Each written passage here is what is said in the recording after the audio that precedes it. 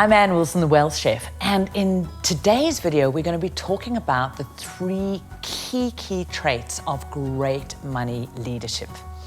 So what is money leadership? We've covered in another video the aspects of the difference between money leadership versus money management. Really important to understand the difference between the two. So leadership is where you give really clear direction to your money. What do you want it to do for you? And with that leadership, you've got to know what you want from life. This is ultimately where you claim responsibility and claim your rich, juicy, wealthy life. So what are those three real powerful virtues or traits that you want to be absolutely mastering in terms of your money leadership? So the first is know your own money stories. We all have them. We cannot not have these stories that we put around money. We develop them right from, word dot, as we start experiencing the world and the material world, life around us, first from our parents and our family. But those conversations about the meaning we give to money. Is it money something that is powerful? Is it something that is fearful? Is it something that is shameful? Is it exciting and energetic? Or is it something that we feel really disempowered by? Is it something that we might feel shame around?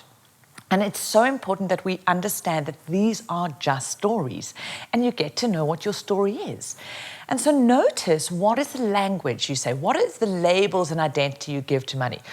Is money evil? Or maybe money isn't spiritual? Or maybe money is exciting? Or maybe money is something to be gotten rid of and passed on? Maybe you feel money is something that gives you security and certainty if you feel afraid. But some of our money stories are really empowering for us. They take us to ways that really let us expand it, advance, give it great leadership. But a lot of those money stories are ones that inadvertently and subconsciously make us unsuccessful with it. And they're the things that can really sabotage us creating this rich, wealthy life.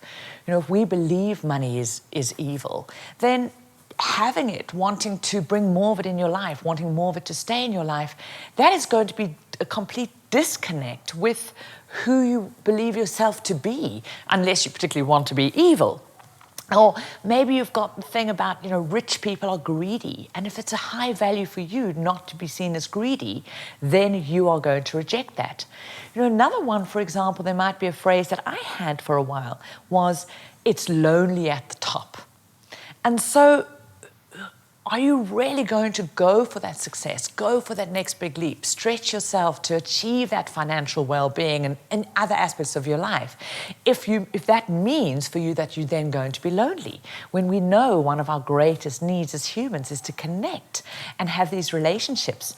So start unpacking your stories. There's another video, we go into some of those stories deeper. So that is the key thing. As a great money leader, you understand your money story and you're prepared to question that story and say, is that really true for me? And understand that these stories represent deeper money beliefs we have. And a great way when you identifying those stories to know whether it's one that you really need to challenge for yourself is to say, is this story taking me closer to living that rich, juicy life I want, that wealthy life, or is it taking me further away from it? And if it's taking you further away, then you've got an opportunity to find other stories to overwrite that. So when you've identified what those stories are and you've determined whether they're ones that take you towards your goals and your dreams or further away, then you're able to start questioning it and then rewrite those stories. Because remember, they are just stories. We get to write them. There is no absolute universal truth. So your second key leadership trait, that's 2 fingers, not 1, is about understanding that you need to protect your money from you. Yeah, that might sound really weird. Say, Anne, aren't I meant to be managing my money, getting more intimate, as we've covered in other videos? Absolutely. And part of that is understanding that we are not logical creatures. And I'm not just speaking about us women. Yes, men, you too. Money has got so many emotions and other things attached to it that when we accept that, we then go, as a great leader, it's about setting up processes and systems and automated mechanisms to give our money the direction that we want from it, and so that it can know what we want from it and give it that leadership. But then get the hell away from it and let money do what it does well. So protect your money from you. When I started off on this journey, I thought the more I fiddled and poked with it, the more complicated it was, the more I almost over swamped and fiddled with my money, then that was being a good custodian with my money. But actually all I was doing was bringing my stuff into it, my emotions, my fear and greed, anxiety. And I see this with people the whole time. They'll start investing in something, but then they won't trust the strategy. They won't trust what they're doing. And so they start fiddling, tweaking this here and there. And that is the most fatal thing. Money knows what it needs to do. Money knows how to expand. It's just intrinsically what it does. But what it needs from you is firstly to give it leadership, tell it what you want from it, put it in the environment that will enable it to do, and then leave it alone. Get on and go out, live your great, juicy life. Stop fiddling with your money. And how you do that is automating as much of your money management as possible.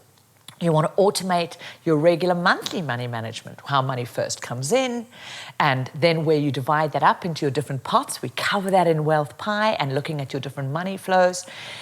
Automating your transfers, your direct debits, for those of you in the more Anglo-Saxon world, for you Americans, those are your transfers from your checking account.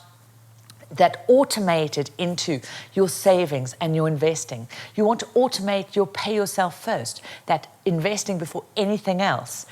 You automate your bill payment, because the more that we have to manually get involved with those aspects of our money, there's a higher probability we're going to bring our own emotional, yes, I'm going to say it, shit into the place. And that is where we mess it up. So make those money decisions and then put in place systems and processes to automate it and manage it. And you get on and live your great, rich, juicy life. So that is the key principle or trait of great money leaders, knowing that actually you need to protect your money from you. So the third key trait of a great money leader is about taking responsibility for value. This is a biggie. And this really is about personal leadership. Only we can squeeze the value out of anything in our lives. This is out of our time, out of our energy, out of our focus, and mostly out of our money. And this requires real consciousness around, firstly, how money flows out of our lives. These things called our expenses. Where are we directing our money as it flows out of our lives? And are we ensuring that we get real value from every bit of money that flows out of our lives? And are we clear that what we choose to exchange our money for actually is something that we value, actually is aligned to what is your definition of a wealthy life? Then it's so important that we get value from our time. The more we can expand value, this is how you create a rich life. So often people are focusing on believing if I can just earn more, bring the inflow. And we discuss this a lot in some of the other videos about money flows and the income side and the expenses side.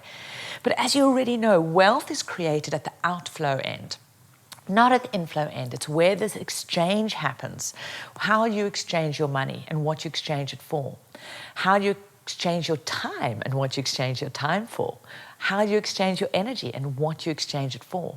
And that wealthy life, that expansion, abundance life is about consciously going, how do I get more value from the money, the time, the energy, the focus? That is what creates this rich, wealthy life. And so we've got to realize that we are responsible for that, nobody else. If you go and buy a toaster or a TV or maybe some new clothes, and you've bought them firstly out of a knee-jerk emotional reaction, and that's a whole nother video, as we know. But if it just sits in the cupboard and you never use it, is it your responsibility that you're not getting value from it? Or is it that t-shirt or that piece of clothes or that toaster? We get value by using what we have, but being really efficient and effective. So the more you can also go, how do I squeeze more out of my day, the time? Because we know that that is our most precious resource. We can always get more money, but we can never get more time. So your wealthy life and being a great leader of your wealthy life into your money is going, how do I be more efficient and effective? How do I batch my time? How do I get that in every day, squeeze more in and out of it? How do I direct that money? How do I consciously get more value? Really appreciating the potential of every seed, whether every dollar, every rand, every euro, every pound has this incredible potential. We really understand that value, and then we understand it's up to us to create that amazing, rich, juicy life. Because after all, money is just an ingredient. It's just the input. How we use it and the leadership we give it determines whether it's something that we might as well just scrape in the bin of our lives, or whether it's something we really can feast off and it's juicy. So there you have it, the 3 key money leadership traits of creating that rich, juicy life. So get out there, and in the comments below this video, I'd just love to know what of those 3 are ones that you're really going to start consciously applying more in your life, and how you believe that might shift your relationship with money, and what will that expand in your life. And if you're watching this video anywhere other than over at thewealthchef.com, then head on over there, because that's where all the conversation's happening. And while you're at it, subscribe to this channel so that you don't miss any of these juicy snacks, these wealthy tidbits, and these directions to really enable you to master your money and get out there and live that rich, juicy life.